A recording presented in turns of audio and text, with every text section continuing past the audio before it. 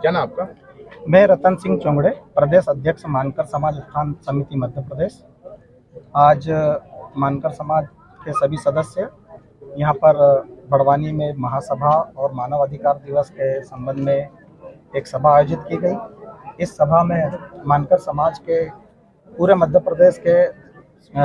7 जिलों से हमारे लोग आए और बड़ी संख्या में यहाँ पर इकट्ठे हुए और उन्होंने एक आवाज़ में मानकर समाज को आदिवासी में शामिल करने की मांग रखी और सभी ने यहाँ पर कलेक्टर महोदय को ज्ञापन देने के संबंध में सोप मंडी बड़वानी से होते हुए बस स्टैंड से होते हुए कोट चौराहा से होते हुए कारंजा चौराहा से सर्कल चौराहा, चेगांव फाटे पर होते हुए कलेक्टर महोदय के कार्यालय में हम यहाँ पर आए हैं और कलेक्टर महोदय को हम यहाँ पर आज ज्ञापन देंगे। उनका इंतज़ार कर रहे हैं। अभी जानकारी मिली है कि वो कार्यालय में उपस्थित नहीं है, तो जब तक वो नहीं आते तब तक हम उनका इंतज़ार कर रहे हैं और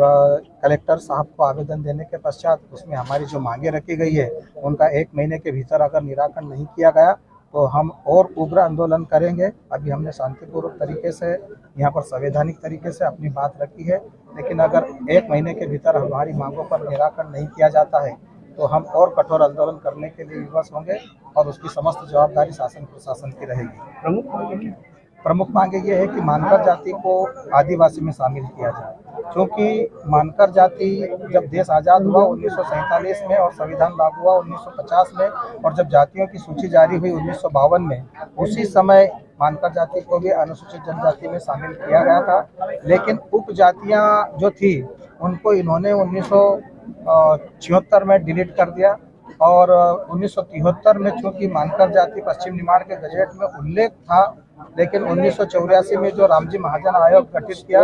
उसमें उसको वहां से विलोपित करके पिछड़ा वर्ग में रख दिया और जिसके कारण मानकर समाज की जो कि स्थिति बहुत ही दयनीय है। उनका रहन सहन, उनकी संस्कृति, वेशभूषा और सारा आर्थिक स्थिति बहुत ही दयनीय होने के बावजूद भी मध्य प्रदेश सरकार के द्वारा और भारत सरकार के द्वारा अब तक उसको अनुसूचित जनजाति में शामिल नहीं किया गया। और इस संबंध में भारत के संविधान में अनुच्छेद 341 और 342 में प्रावधान है कि ऐसी जाति जिनका रहन सहन, संस्कृति, वेशभूषा और जंगली जनजाति के रूप में है और मजदूरी करना जिनका जीवन यापन का साधन हो, ऐसी जाति को अनुसूचित जनजाति में शामिल किया जा सकता है। लेकिन उसके बावजूद भी हम लंबे समय से आवेदन निवेदन कर रहे हैं, लेकिन हमारी मांगों को नज़रअंदाज किया जा रहा है। लेकिन अब मानकर समाज